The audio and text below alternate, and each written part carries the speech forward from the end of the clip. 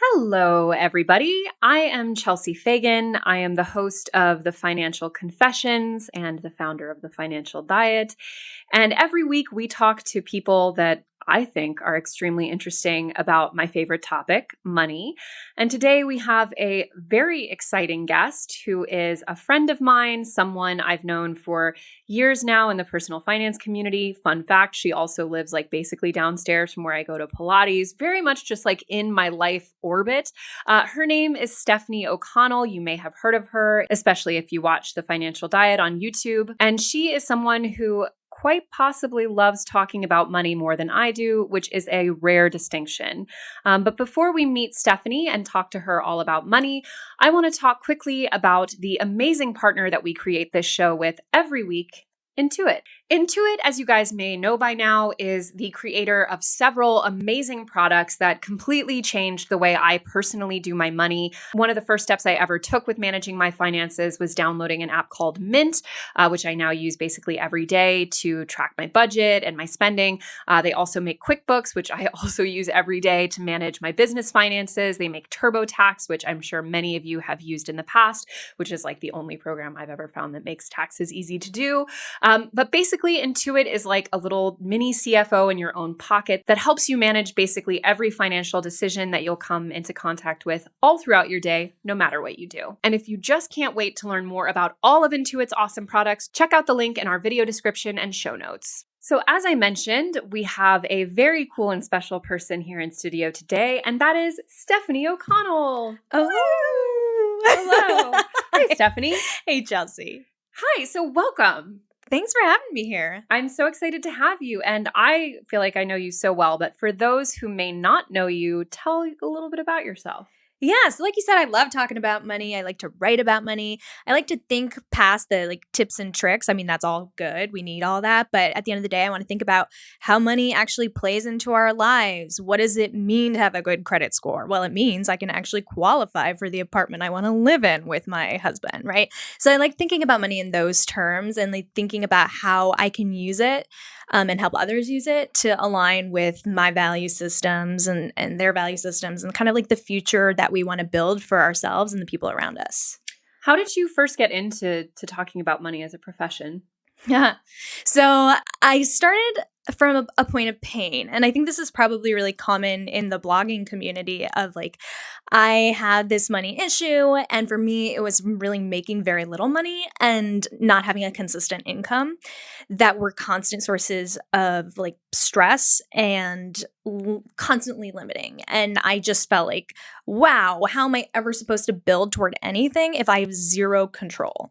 Right. And writing about it seemed to kind of make me feel like I had a sense of control over something. And through the process of writing about it, I started to learn and I started reading and I started creating space and time for this thing. And that in and of itself, creating a money practice, you might have your Pilates practice, just dedicating energy and time to it really just changed my relationship with money. And it went from kind of just stressing about money all the time to actually managing it. And through time, through my own journey and through my own pain and through my own writing, I was oh, this is actually amazing. And then I started taking classes, official financial classes, because I was now I'm obsessed. Do you have any certifications? So I never finished my certified financial planning certification because you have to spend 2 years working at an investment bank, and I have no interest. No thanks. Pass. No, thank you. Well, that's cool. So I find I very much agree in the sense that money used to be by far the most taboo subject for me. Yeah. I used to feel an incredible amount of shame around it. And interestingly, even if you're not doing anything really to change your behavior at first, there are actual studies. I don't know the stats, so I won't throw out some stats that are probably wrong, but it's something people report being 30% more, feeling 30% better about their money when they just admit that they feel bad, when they talk about it, you know, particularly because for so many people, as you said, money is not just money. It never is. It's the life that it enables you to live. And for example, if you don't have enough money to go out with your friends, for example, most people are not going to feel okay with saying, I can't afford to go to your birthday party. They're going to be I'm sick or whatever. And you get yourself into these webs of lies and self-deception and excuses and all of this stuff. And the moment you're just like, I'm broke, it all goes away. Yeah, totally. And once I embraced that, actually, it's funny. It's like everyone around me, not everyone around me understood, but everyone around me was just gave me a little bit more grace. I remember when my now husband first asked me out, I was like, I don't care what we do as long as it's cheap because I'm on a budget. And I just kind of set the precedent that I'm going to talk about this from day one. Yeah, and it changed everything. Like we have fights about a lot of things, but it's never about money, right? Like I'm not gonna pretend and be like I have a perfect relationship. I don't. Spoiler. But it's not money. It's not money related. And like I just think that's such a great example of just the power of talking about Yes. it. Yeah. And you just got married. I did just get married. How was that? Oh man. You know what? It's so funny because it's not something that I really like daydreamed about growing up. I didn't even know if I wanted to get married for a long time. But then I was my fiance, or what the hell was he? He was my boyfriend, and then my fiance when he proposed. And I was like, okay, yeah, like this is a partnership, and if I think about marriage in those terms rather than like what people have traditionally defined marriage as, like property, that's something I'm on board with. And when that happened, I was like, okay, let's like think about what our version of partnership is.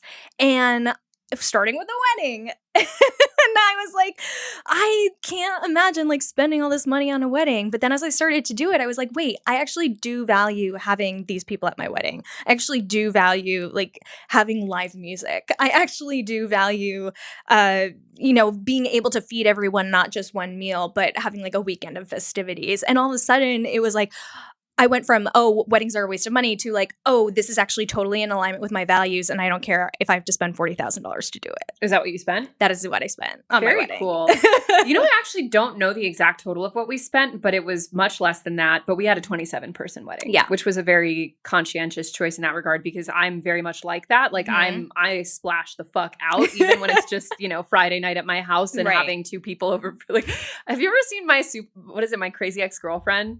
Yes. That song, it's like having a few people. Oh my God, no one's going to know this reference. All right, we're going to YouTube that next. Yeah, I was going to pull that up. But anyway, so that is very much my thing. And I knew I would feel that way about my wedding. Yeah. So I was like, I have to limit the quantity of people and give them the best week of their lives. And it was a full week. We put everyone up in it wasn't a chateau, but that's this beautiful place. And it was just like, you really have to pick what was important.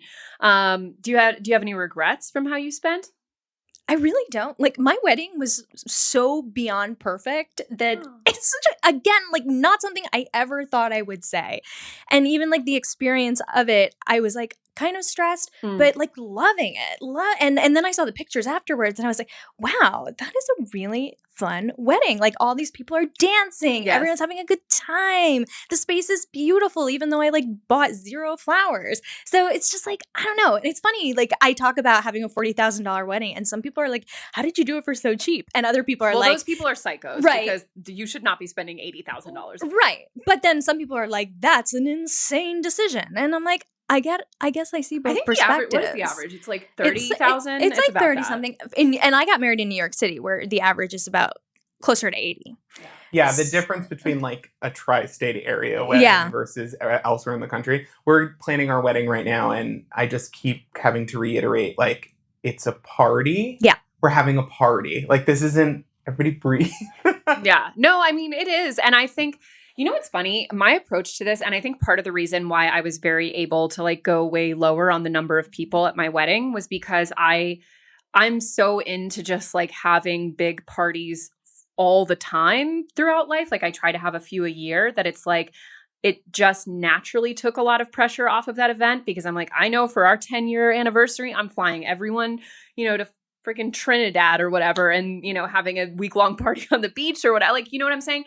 So, I mean, not everyone is going to operate that way, but it allows you at least to put it in perspective of this is one party amongst hopefully many amazing ones that you'll have in your life. I have some regrets for spending though, if I could share. Oh yeah. Cake. I didn't do that. Every time I'm at a wedding, half the time I'm at a wedding, I forget to eat cake because I'm already on the dance floor. Like Mark and I, we are on the dance floor from the second it's everyone on the dance floor to the second everyone's turning the lights up. So I never am just like in the cake zone. And so often I'll forget. Sometimes I'll take it home and eat it the next morning, which is the best way to do it in my opinion. But at my own wedding, I was like, it was quite expensive. Cakes are very expensive. And I do love a cake, but you're so overwhelmed in the moment. We had like a 6-course meal. And I was like, no thanks to cake. And so I don't know. I regret spending cake money. You know, we had family members make torts. So I'm Ukrainian, and we did a lot of Ukrainian traditions. And so we had a lot of people make the traditional torts. What pissed me off, so there were things I don't regret spending money on, but there are things that pissed me off that I had to spend money on, was the fact that like it cost money for my caterer to cut the cake that I provided. Oh yeah, that is the scam of all scams. But it's like, there's nothing I can do about it at this point, right? Like I've already committed to the caterer. Like and that's so much of wedding planning. Like the ice package. Oh yeah. I was livid. Oh, this is what I regret. Okay, I got one. But it's not about spending money. It's about spending time.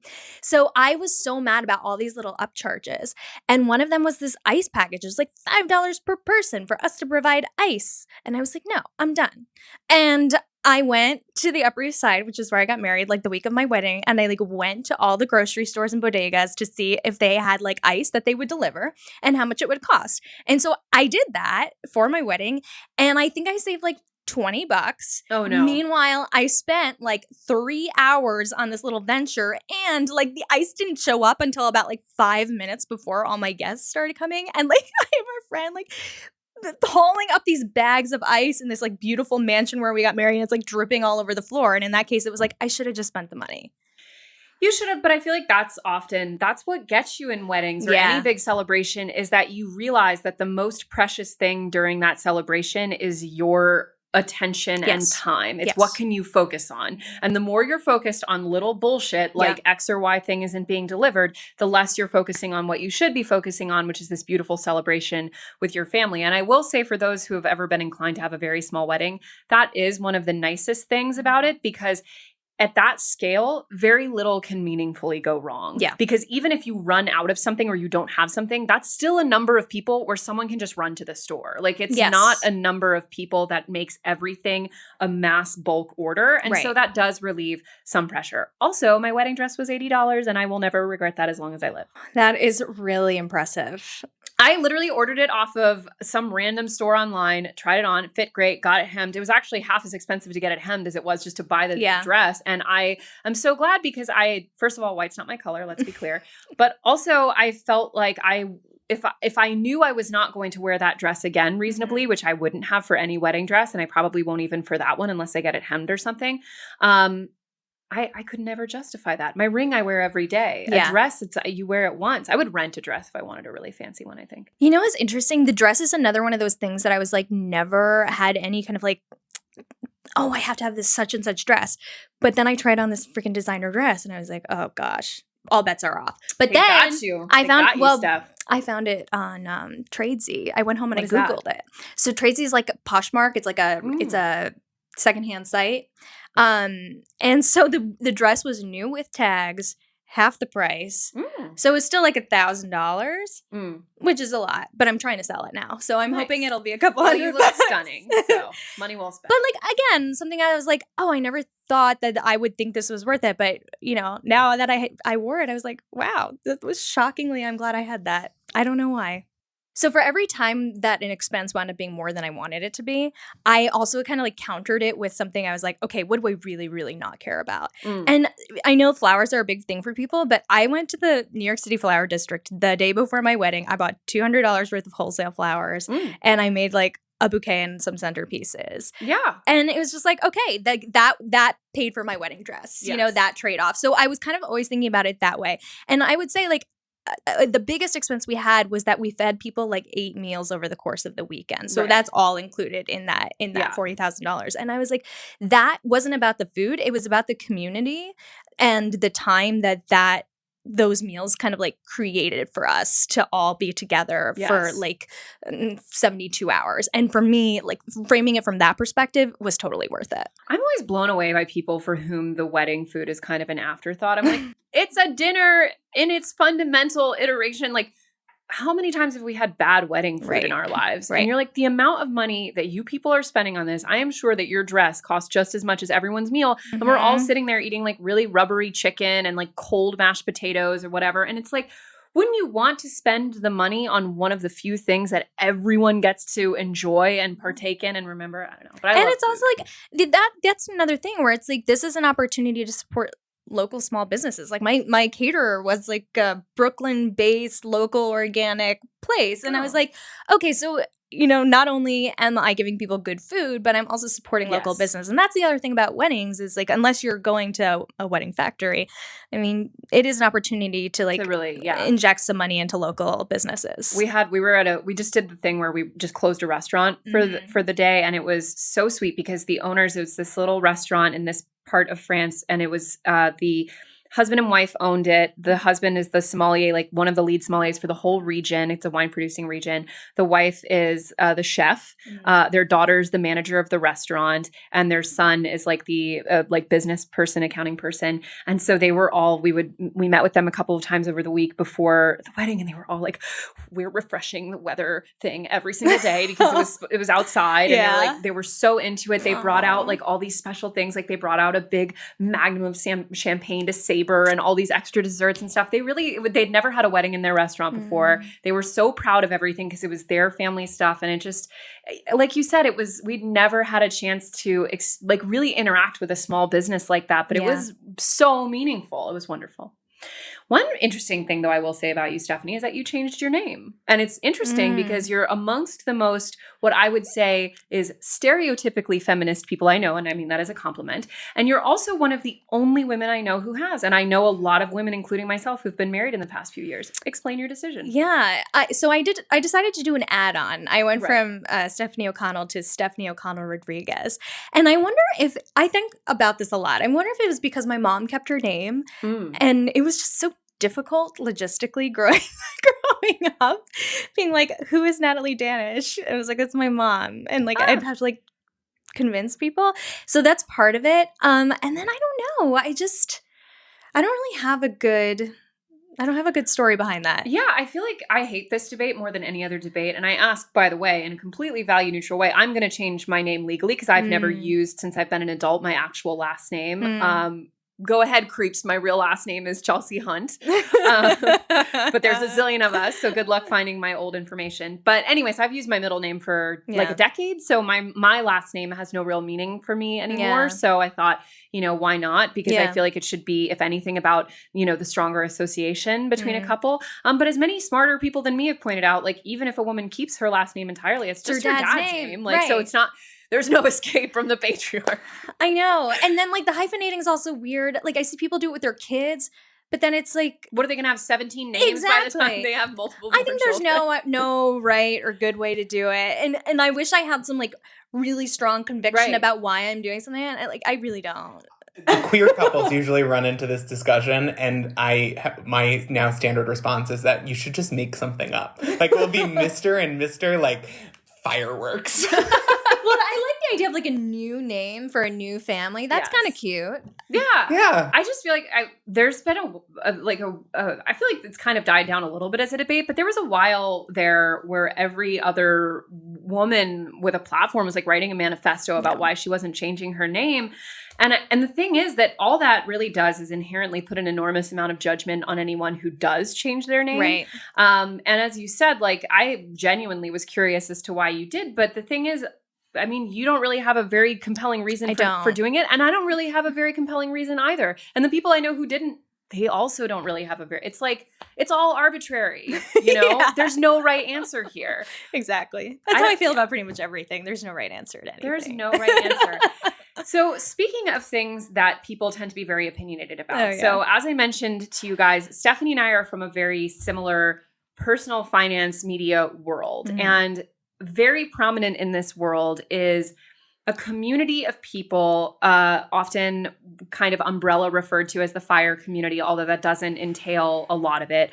But basically, these are people who aspire to reduce their costs of living to what many would define as a rather extreme extent in order to retire early or just to achieve financial independence, meaning that they no longer have to work if they don't want to. Mm-hmm. There are many iterations of this. Some people do it with more flexibility, some people with less. But it's just essentially a way of recentering your life around the idea of needing and using much less in order to have more and more freedom. Would you say that's a fair definition? I think that's right on. Yeah. I mean, I know some of you guys are going to scream at me in the comments no matter what I say, but listen. We're talking about FIRE. We're just opening that door. Yes. But you are not FIRE. No, definitely not. And definitely not. Tell me why. I really love my life. And I love the implication that FIRE people don't, which I think is true. Yeah. I mean, I think like the entire premise, so much of the premise of FIRE is kind of also saying that like, I will be happy when I accomplish this. Right. And I know that a lot of people are going to come at me for that, but I see that play out again and again and again. And I'm like, well, why are you not going to your friend's wedding so that you can hit this benchmark? Like, is that really a trade-off that makes sense? It's one thing if you don't go to your friend's wedding because you have like $100,000 in medical debt and like you just are like, that will only give me stress. But if you're like, oh, I have $500,000 in the bank and I want it to be $500,000 and 100 plus 100, like that's why I'm not going to the wedding. Like that doesn't feel like a good trade-off to me. Some people would be like, oh, you live in New York City. That's a waste of money. I don't think it's a waste of money. I love living in New York City. It brings me joy every single day. Does it mean that I probably don't have as much in savings as someone who is FIRE? Yeah, I don't have as much in savings as someone who is FIRE, but I'm also happy every single day. And yes. I'm just like, I think there's just so much about this idea of like deferred gratification in FIRE that to an extent that is not necessary.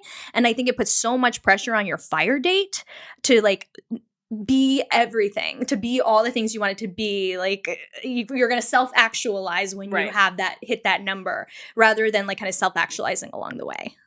I think that's very accurate. I think, and to be fair, like obviously many people who live in areas with much lower cost of living can be brought joy by that place as well absolutely. Every day. Yeah. Although I will say people feel uniquely liberated to shit on New York City to New Yorkers while in New York. I know. Like I've had relatives be like, I could never live in New York City while in New York with me. And I'm like, oh really? Because I could never live in your shithole suburb. And who I will not name. It's also, my mom constantly says, why don't you move back home? Think of the money you could save, think of blah, blah, blah. But it's like both me and my fiance's jobs can be done in maybe 3 cities on the earth. And like, I wouldn't be able to make what I'm making. And like, it's none of your business why I'm doing it. It's truly none of your business. I like where I live. When you come visit it, tell me the things you like and keep to yourself that you're like, it's dirty and I don't like the subway. Like, well, okay, I don't like driving and your town has nothing going on.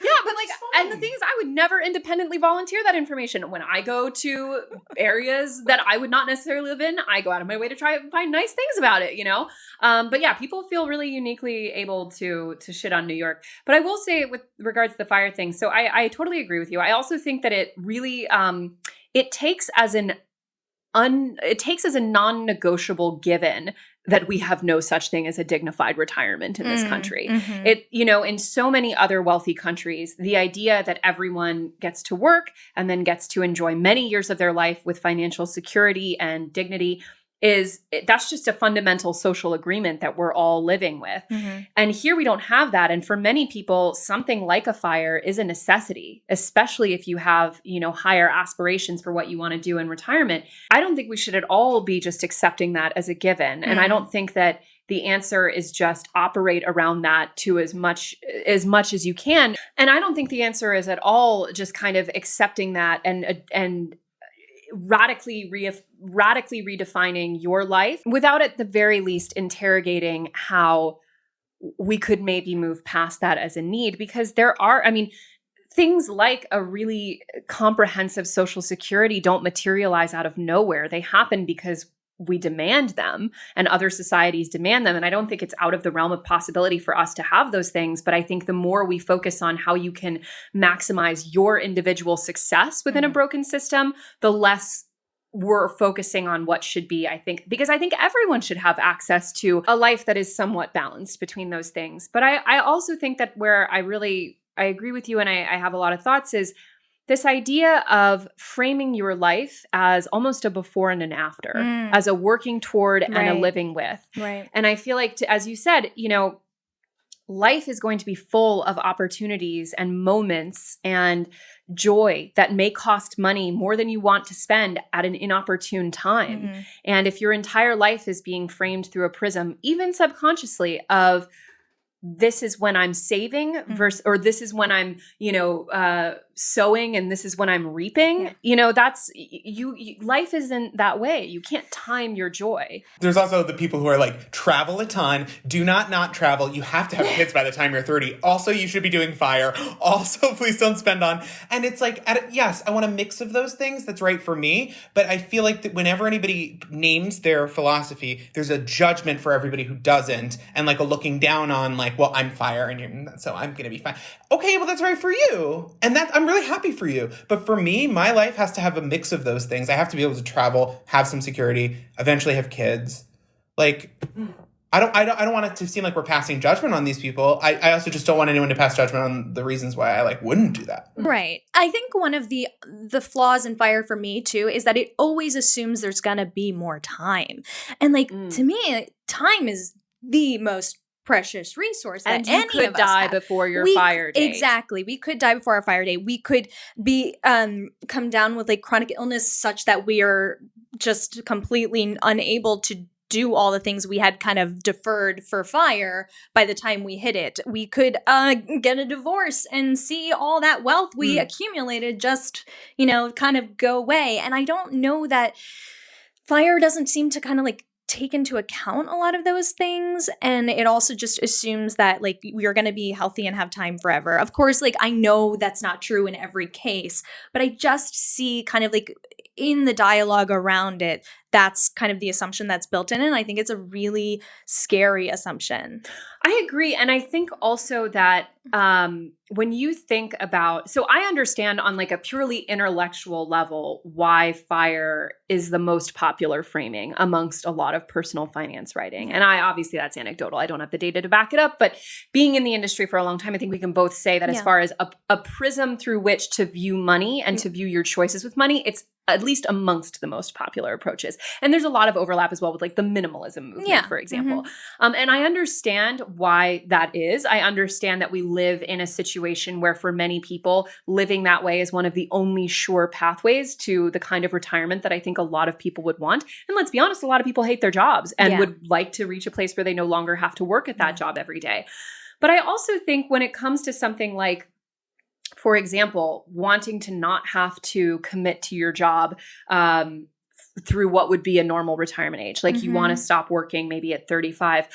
I wonder why it's not a more popular framing or interrogation to say, well, what if I were to find a job that I didn't hate as much and would feel more content with doing for a longer period of time and could therefore a little bit better diversify, the amount of spending I was doing at various points in my life and not be so dependent on that number. Because for many people, it's maybe not even a different industry. It could be a different workplace. Yeah. It could be maybe finding a job that allows you to work from home more frequently, or finding a job that has a better work-life balance. My husband used to work in an industry that was really in many ways destroying his mental health. It was very taxing. He traveled on a plane 4 days a week, and he thought that he hated a lot of what he did. And he realized when he got a new job that used many of those same skills and was similar in some ways, but didn't have those elements, that it was really the context of that job. And at that time when he was working that job, he himself was very interested in FIRE because he was like, I would like to be, 35, 40 and be able to be free of this. And now he's like, I don't know what I would do if I didn't have, I love my team. I love what I do, Yeah. And I think that just makes it more accessible. Like a lot of the way people who are FIRE spend their time is exactly how I spend my time. The only difference is like, I don't have $5 million in the bank. Like I do need the money. Yes. But like, once again, if I were to just prioritize having $1 million in the bank kind of at the expense of everything else I spend my money on, I don't know that I would have the quality of life and the joy that I have like along the way. Right. And that's not a trade-off I'm willing to make. And I think asking people to kind of just defer this gratification, it is maybe not necessary. To your point, maybe it's just a change of work culture. Maybe it's much more simple and much more accessible. And I think that's the other piece of this puzzle where I think the criticism of FIRE is legitimate, is that like a lot of this is not accessible to a lot of people. You know, if I'm not coming out of college and making a 6-figure salary and with no cost of living, I mean, there are people who do it. I'm not going to say that there's no pathways, but there's a lot of privilege that goes into that. And I think that's the other part of FIRE that can be really dangerous and make it feel really hopeless to people who can't access it. I think also that it's important to consider when you're talking about solutions to financial problems, how scalable is it, you know? And I'm sorry, but just on a purely functional level, you couldn't have 100% of the population stop working at 35. That doesn't make sense. Yeah. But the idea just on a societal level, and you could debate this with things like universal basic income, but I don't think that nearly would address the fundamental issue that a society in which 100% of the people stop working around the age of 35 just doesn't scale. It doesn't make sense. It's not possible. And it's also, as you mentioned, like not a necessarily desirable life choice for huge portions of the population.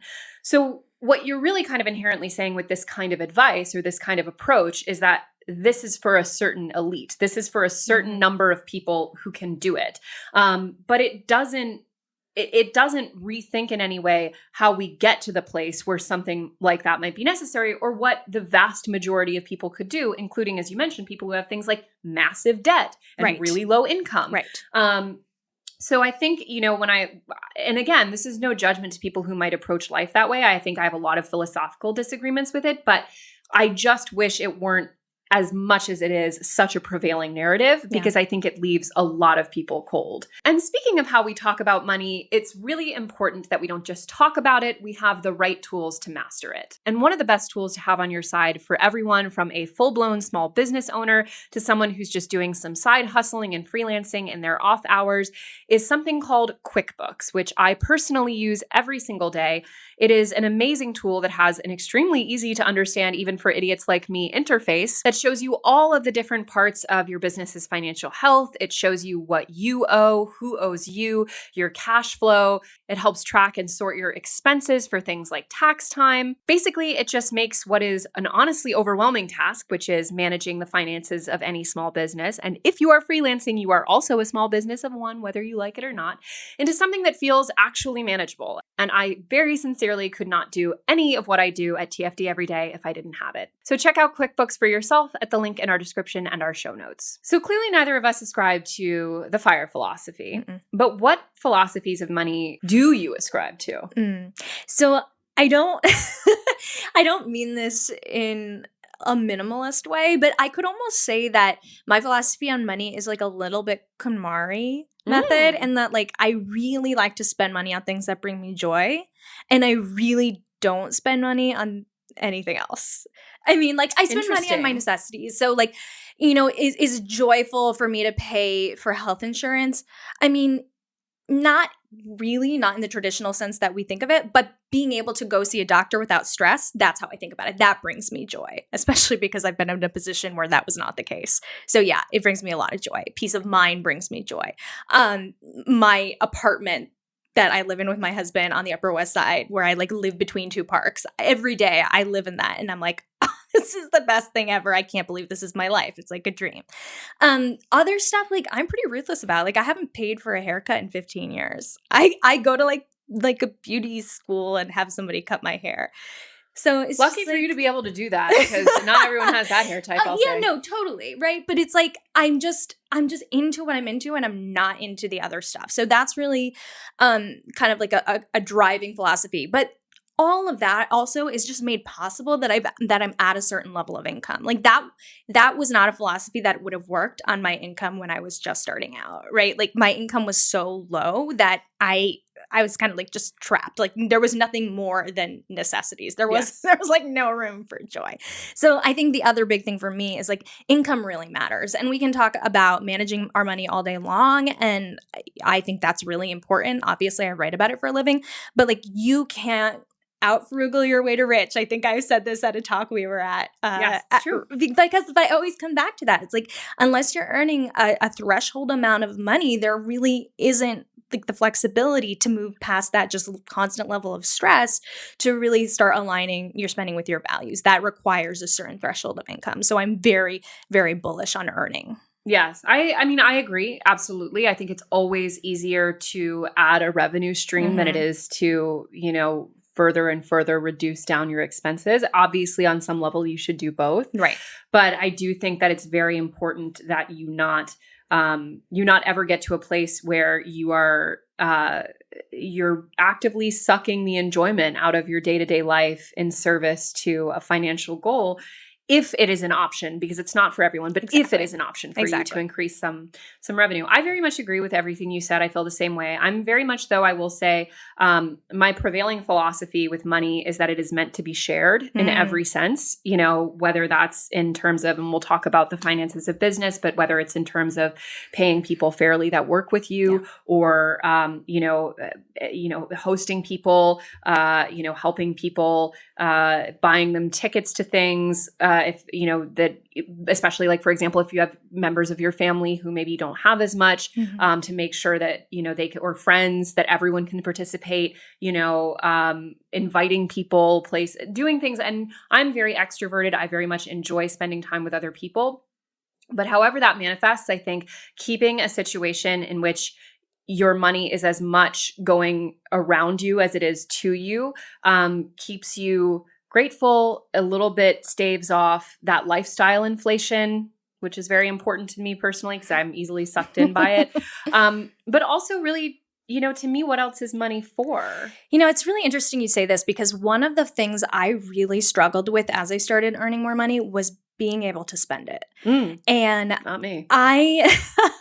My husband now, he really helped me with this because we were kind of different. He always spent what he earned, and I was like, save. If I mistakenly like dropped a $20 bill somewhere, or like spent money I didn't need to spend, I would have a full-on breakdown. I would cry. And I was just so trapped in feeling like there's never enough. And even as I started earning more, I was still trapped in that, to the point that I just I was like kind of a hoarder of money. And it was so unhealthy. And it brings me back to kind of what we were talking about, trends in personal finance in general. I actually see this trend a lot in a lot of personal finance literature. It's like as if money wasn't meant to be spent or shared. And that's another narrative that I think is really destructive. And I've done a lot of work to like really work on myself and be like okay with spending money. It's good. I don't like file my taxes in another state. Like I file my taxes in New York City, and I know that comes with a lot of added expense. But at the end of the day, like I believe that it's worth supporting my city resources. I run in Central Park every day. That's not free, right? Like, yeah, no, absolutely. So like I have really, that's really changed my mindset, like personally, about everything from like tax rates to like how I'm personally spending. Like I don't pay people overseas $2 an hour. Like everybody on my team makes at least $20 an hour. I have people who make a lot more.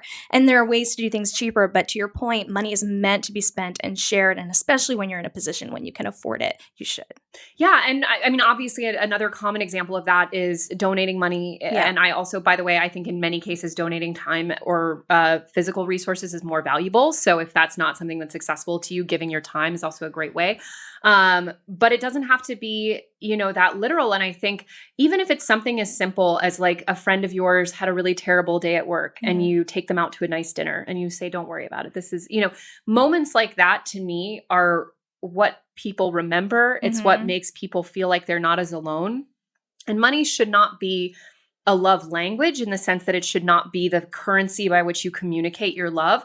But if it can facilitate you making both your and someone else's life more joyous, less stressful, any of these things, we've spoken to people on this show who the first thing they did when they got a big amount of money, if they came from families who didn't have a lot, was buy something for, their mother, buy their mother a house, buy their mother a car, nice clothes to be able to wear to work. And I guarantee you that every penny spent on that felt infinitely better than anything they've ever bought for themselves. Yeah. And I agree with you that a lot of the framing of money and how we handle it and how we manage it is so atomized. Yeah. It's so about you, your net worth, your personal. And I don't want to die with $10 million and no friends, or no one who could ever say that I was, a positive influencer that, because I remember what it felt like to have no money and to feel deeply ashamed and isolated. And I remember what it felt like when I made my first friend who was wildly outside of my income bracket. I started working for her. That's how I got to know her. And I just remember how much she never made me feel badly about it. She always compensated for that differential. She was always, putting herself out there and making sure that I didn't ever have to feel embarrassed about it. And in many ways that changed my life, having a friendship like that.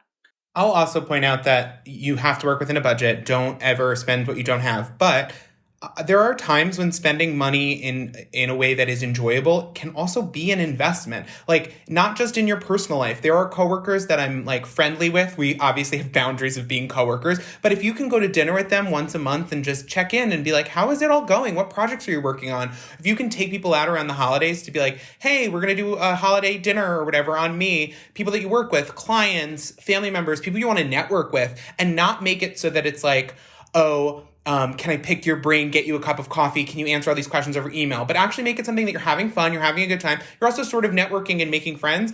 Building out that network can be going to see a Broadway show together or a movie together that you might have spent that money on something fun anyway. But creating a network of professionals who are genuinely friends with each other and interested in each other's work has changed my entire life. And that has been the thing that I've been so happy about, because I made all of those friends because I genuinely wanted to be friends. They were genuinely my friends. But it's also like a lot of people have come to me and been like, do you want to collaborate on this? Or I can go to people and say, like, hey, I know you're really good at this. Can you help me in my small business get this done? And creating those relationships, it's fun. And also it's a good way to build up some sort of foundation for yourself professionally. And I think a lot of the time that gets overlooked because you just go on Mint and you see that I went to this many restaurants and you're like, well, I can't go out to eat anymore. And it's like, well, some of those were a good investment. Oh, yeah. Totally. I think the ultimate thing, and this is exactly what you said at the beginning, money is essentially just a means to live a life that is meaningful to you and hopefully can be positive for others. But the more we think about money just in terms of the raw dollar amount, the more we lose the picture of what it's actually doing for us. One thing I like to say kind of in alignment with that is if you have the money to afford your basic life expenses and have a little bit of flexibility, the bottom line isn't the number. The bottom line is the value. And so if we kind of reframe the discussion from that point of view, I think that's really going to encompass a lot of these little bits and pieces we're talking about. Yeah. And, you had mentioned earlier, we wanted to touch on a little bit just kind of the finances of running a business. And one thing that I've really learned is that the putting more money just into your own pocket often exacerbates any stress that might be involved in a business. Because in many ways, when you're running a business, when you're building something, when you're investing in something, that money in your own pocket is where it's going to do the least good. It's going to have the least impact. Yeah. And I'm curious, I know you're someone who's very big on investing in yourself, investing in your business. Do you feel like it took you a long time to figure out what was and wasn't a worthy way to spend your money? Business-wise? What's really hard about, figuring out what's worth it in your business is that every time, hopefully your business is constantly upscaling. And so what's worth it is always going to be different. And it's for me, I don't know if you find this, it's a constant learning process. Yeah. And I have a lot of things that I've learned about my personal finances, but when it comes to small business finances, I feel like I am on a roller coaster ride every single day. Really? Yeah, because business is great and but like cash flow is just so difficult. And to your point, I love to invest in my business. I love to hire people. I love to, like, as to what we were talking about with weddings, like I love to infuse money into like the shared space, into the shared objective.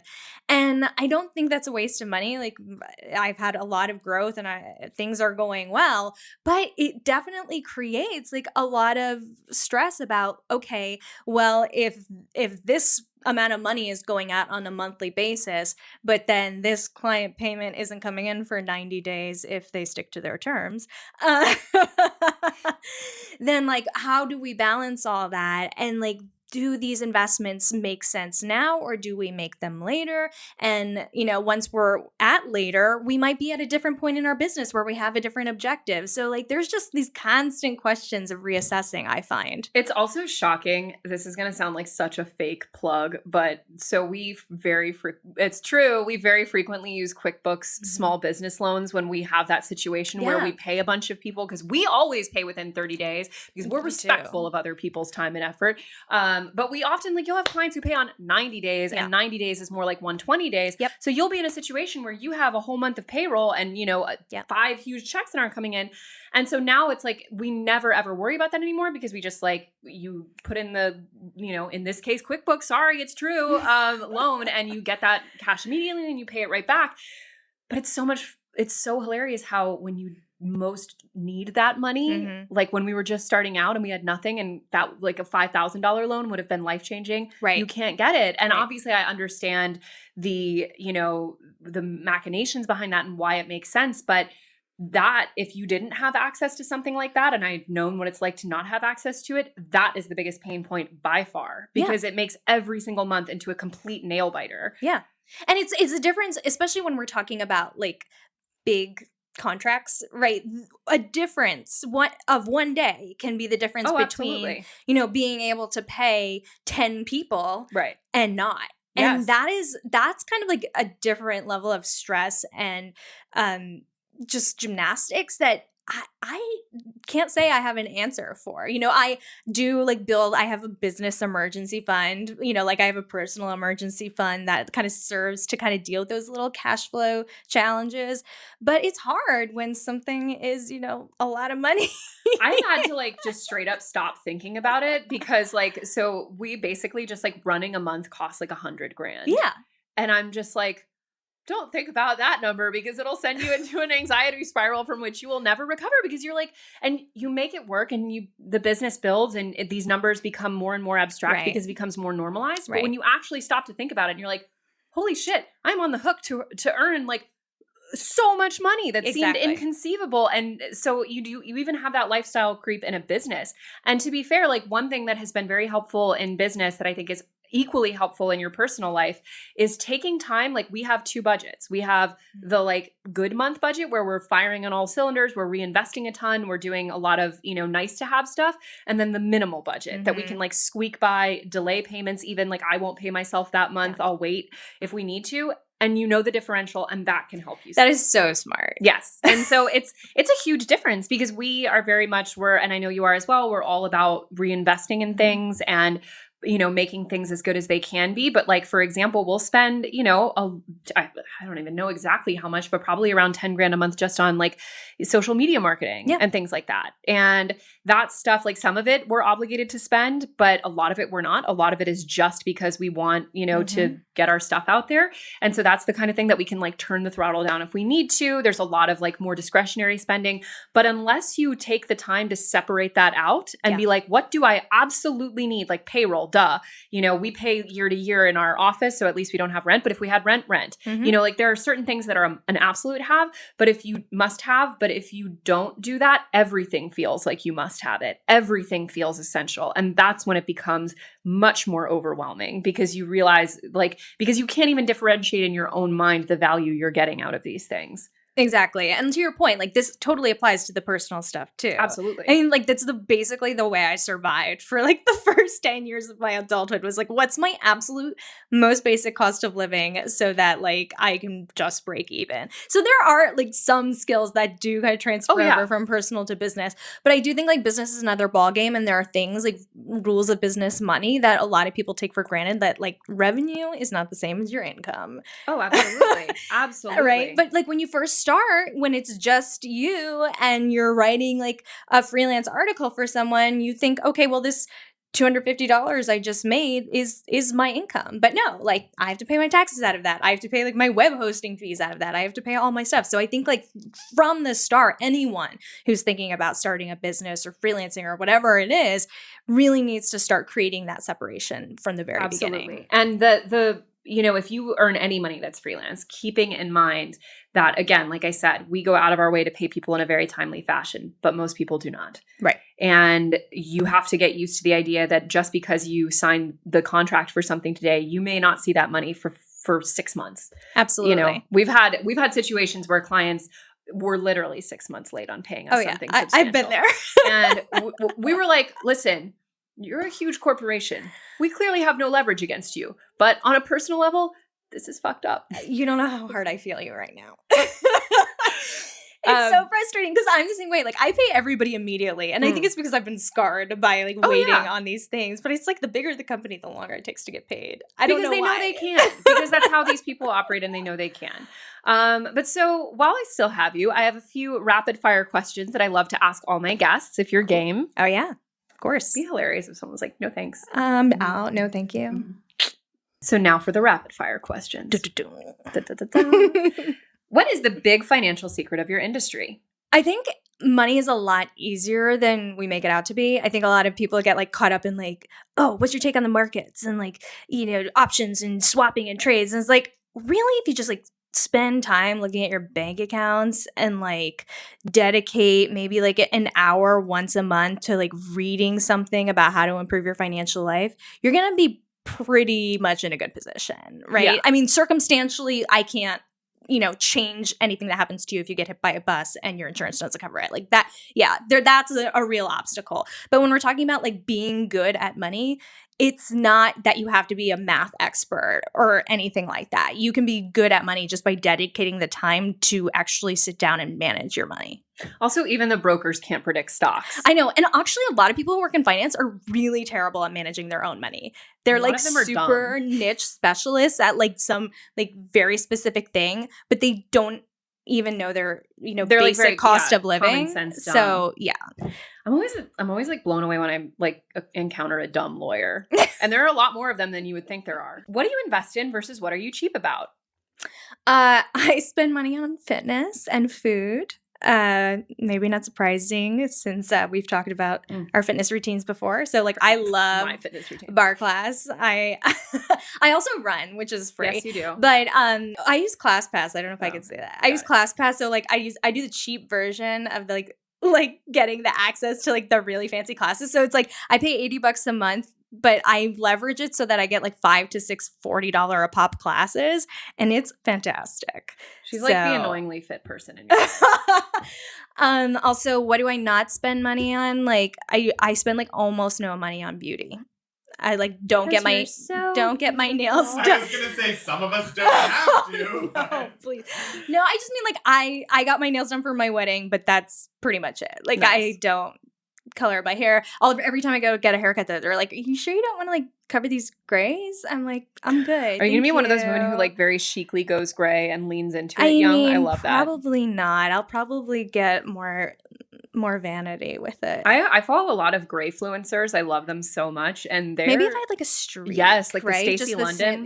Love that. We'll see. So, my grays have like this weird texture, and they like pop up a little bit. Oh yeah, it's not cute. What has been your best investment and why? I mean, my business. Right. I mean, it's like the most obvious thing to say, but like everything I now have, I owe to my business in terms of like just the peace of mind I have in my day-to-day life, where I live, the the way I'm able to spend my time, like going restaurants and all things I really like to do, it's because I grew my income substantially through my business.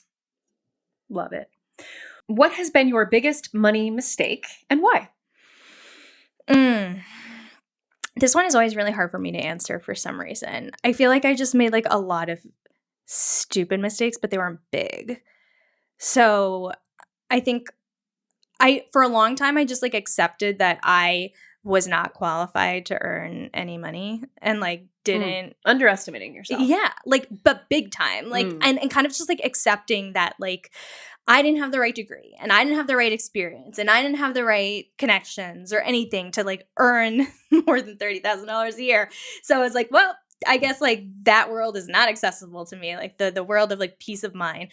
And that's not great as in like I don't have the good credit card story or whatever it is. But to me, that was the thing that most changed my life was kind of like getting over that I always come back to it.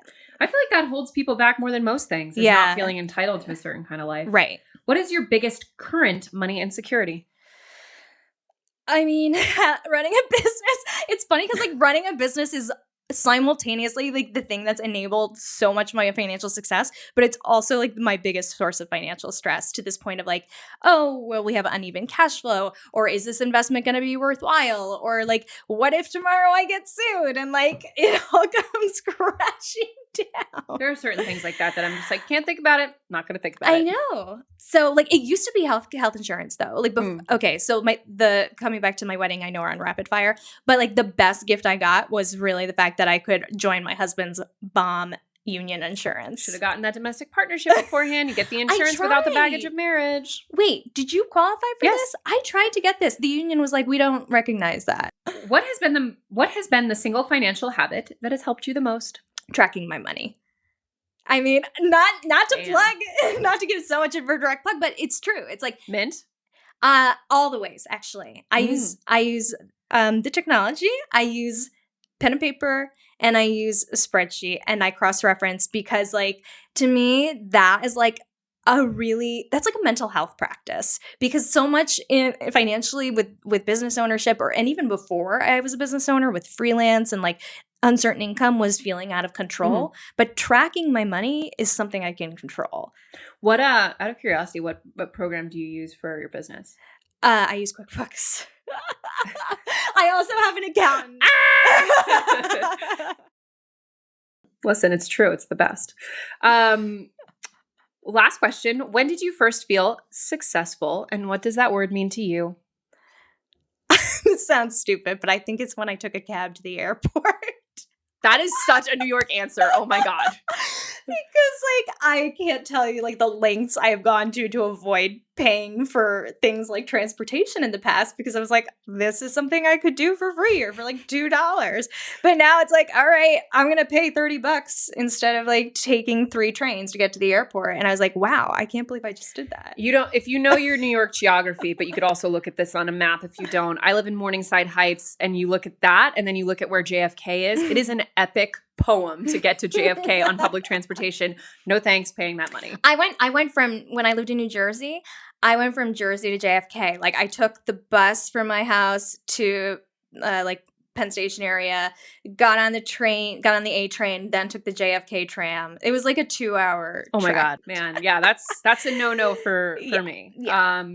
Well, thank you so much for being here. Such a joy as always. Oh, so fun. Love talking to you. Where can people get more of this greatness?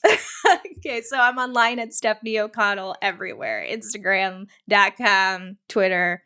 I'm all over.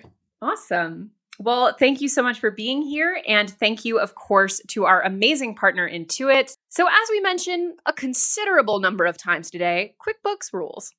Basically, QuickBooks is the biggest tool I use on a day-to-day basis to understand the finances of my small business. And even if you are just someone who's got a couple different streams of income, that is a little tiny business of its own. It takes everything from the process of invoicing to tracking your expenses to your profit and loss sheets and makes it so much more easy to navigate and keeps it all in one very coherent place that even I can understand. And it's one of those things that makes the rest of my day and all of the other stuff that comes with running a small business feel way easier easier because I know that the finances are being tracked with a tool that I can understand, and that helps me make all of those little tiny decisions and all those little tiny reminders that I can personally be liable to forget. Running a business is hard enough, and frankly, you don't want to have to add the chaos of managing your own finances of the business all by yourself without the right tools. So I could not recommend QuickBooks anymore. If you want to learn more about QuickBooks for yourself, just check out the link in our description and our show notes.